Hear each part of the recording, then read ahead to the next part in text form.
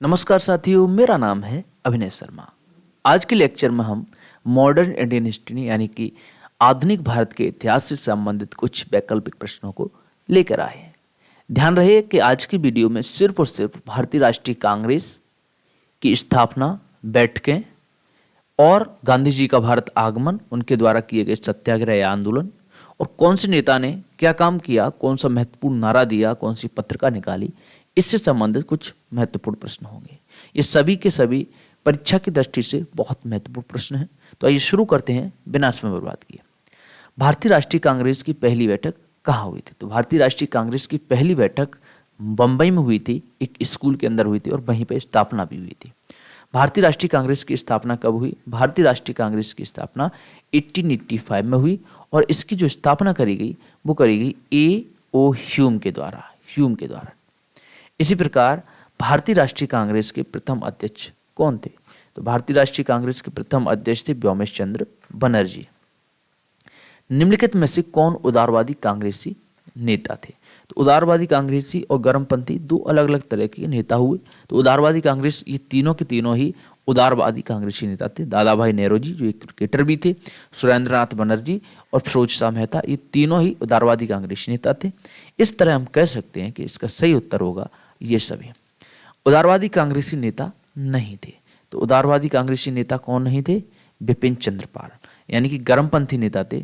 इसमें तीन नाम आते हैं, एक लाल, बाल और पाल, यानी कि लाला लाजपत राय, बाल गंगाधर तिलक और बिपिन चंद्र पाल। तो ये बिपिन चंद्र पाल जी थे जो उदारवादी कांग्रेसी नेता नहीं थे, ये गर्मपंथी नेता थे। निम्नलिखित में से गर्मपंथी नेता थे, तो हमने पहले ही लाल वाल पाल बोल दिया, तो बाल गंगाधर तिलक यहाँ पर पहले से ही नाम यहाँ पर दिया हुआ है। ऊपर के जो तीन थे ये सारे के सारे उदारवादी नेता थे, लेकिन बाल गंगाधर तिलक थे ये गर्मपंथी नेता थे।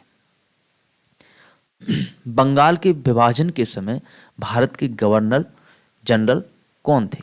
तो बंगाल के विभाजन के समय भारत के गवर्नर जनरल थे वो थे लॉर्ड कर्जन। इसी प्रकार अखिल भारतीय कांग्रेस की प्रथम महिला अध्यक्ष कौन थी? अखिल भारतीय कांग्रेस की प्रथम महिला अध्यक्ष जो थी वो थी एनी बेसेंट। बहुत नाम सुना होगा एनी बेसेंट महोदय। सर्वप्रथम किसने स्वराज शब्द का प्रयोग किया था? स्वराज शब्द आज जो हम सुनते हैं इसका भी प्रयोग सबसे पहले बाल गंगाधर तिलक ने किया था।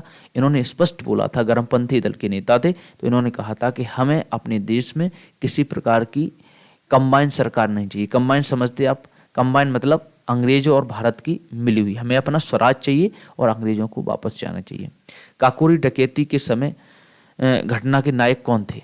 तो घटना के नायक थे राम प्रसाद बिस्मिल। काकोरी डकैती जो हुई थी उसमें लूटपाट मचाई थी इन लोगों ने, जो सरकारी खजाना था उसकी। जेल में भूख हड़ताल के कारण जिस स्वतंत्रता संग्राम सेनानी की मृत्यु हुई थी वह था। तो आपको मालूम है कि अपने जो बहुत सारे जो स्वतंत्रता संग्राम के सेनानी थे जेलों में डाल दिए गए थे, फिर भी वो अंदर से भी एक संग्राम करते थे, एक आंदोलन करते थे, भूख हड़ताल किया करते थे। तो उसमें एक स्वतंत्रता सेनानी की मृत्यु हो गई थी और उनका नाम था जतिन दास। इंडिया होम रूल सोसाइटी जैसी क्रांतिकारी संस्था की स्थापना कहाँ करी गई थी? इसकी जो स्थापना करी गई थी वो करी गई थी लंदन में। महात्मा गांधी ने वर्ष 1915 में सत्याग्रह आश्रम की स्थापना कहाँ की थी? अहमदाबाद के अंदर ही इन्होंने अपने आश्रम की स्थापना करी थी। महात्मा गांधी द्वारा संचालित पहला किसान आंदोलन कौन सा था? तो सबसे पहला किसान जो आंदोलन चलाया था वो चलाया था चंपारण आंदोलन। और चंपारण आंदोलन इन्होंने नील के जो किसान थे उनकी समस्याओं को सुनने के बाद वो शुरू किया था। गांधी जी के साथ नमक सत्याग्रह का नेतृत्व किसने किया था? ये बहुत महत्वपूर्ण प्रश्न है। और गांधी जी के साथ नमक सत्याग्रह का जो नेतृत्व किया था सरोजनी नायडू जी ने। पूना समझौता संबंधित था दलित वर्ग से। पूना समझौता जो संबंधित था वो था दलित वर्ग से। इस समझौता के अंदर गांधी जी और अंबेडकर जी, इन दोनों के बीच में समझौता हुआ था। ये दलित वर्ग से संबंधित कुछ मांगें थी अंबेडकर जी की, उनको गांधी जी ने माना था। निम्न में से कौन कैबिनेट मिशन से संबंधित थे? Stafford, Pethick Lawrence, A.B. Alexander, ये तीनों के तीनों ही कैबिनेट मिशन से संबंधित थे। और कैबिनेट मिशन भारत कब आया, इसका जो उत्तर है वो आप हमें कमेंट बॉक्स में जरूर दीजिएगा। खेड़ा सत्याग्रह का नेतृत्व किसने किया था? खेड़ा एक बहुत महत्वपूर्ण सत्याग्रह था और इसका नेतृत्व किया था महात्मा गांधी ने। खेड़ा आंदोलन आपने कई बार सुना भी होगा। अखिल भारतीय किसान सभा का गठन कब हुआ था? अखिल भारतीय किसान सभा का गठन हुआ था 1936 के अंदर। ये एक बहुत महत्वपूर्ण किसान सभा थी। जब देश के अंदर 1927 के बाद हम कह सकते हैं 1929 की तरफ एक वो चला था आंदोलन, असहयोग आंदोलन जब शुरू किया था इन लोगों ने, हम कह सकते हैं असहयोग आंदोलन के दौरान किसान सभा ने एक बहुत महत्वपूर्ण रोल निभाया था। लेकिन इसका जो मुख्य गठन हुआ वो 1936 में हुआ था। निम्नलिखित में से कौन अवध किसान सभा से संबद्ध थे? तो अवध किसान सभा जो थी वो बाबा रामचंद्र के हाथों में थी। बाबा रामचंद्र ही उसको कंट्रोल करते थे, संबोधित किया करते थे। अखिल भारतीय किसान सभा की अध्यक्षता किसने करी थी? तो स्वामी सहजानंद जी ने अखिल भारतीय किसान सभा की जो थी वो अध्यक्षता करी थी। सन्यासी विद्रोही से कौन सा क्षेत्र प्रभावित नहीं था?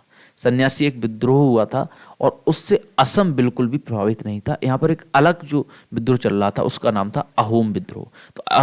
तो अगला प्रश्न यही है, अहोम विद्रोह जो था उससे प्रभावित क्षेत्र कौन सा था? वो असम था। असम में चल रहा था अहोम विद्रोह और पूरे देश के अंदर सन्यासी विद्रोह चल रहा था। निम्नलिखित में से कौन पाइक विद्रोह से संबंधित थे? पाइक विद्रोह से संबंधित कौन थे? पाइक विद्रोह से संबंधित थे बख्शी जगबंधु। रंपा विद्रोह भारत के किस राज्य में हुआ था?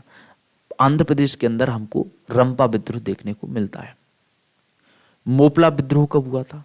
इसी प्रकार ये तमाम विद्रोह हैं, उसी प्रकार मोपला विद्रोह भी हुआ था और ये हुआ था 1921 में। इंडिया विंस फ्रीडम पत्र के संपादक कौन थे? तो 30 महत्वपूर्ण क्वेश्चन है इसमें, 30-32 क्वेश्चन है। तो इंडिया विंस फ्रीडम जो पत्रिका थी, एक पत्र था, उसके संपादक थे मौलाना आजाद साहब।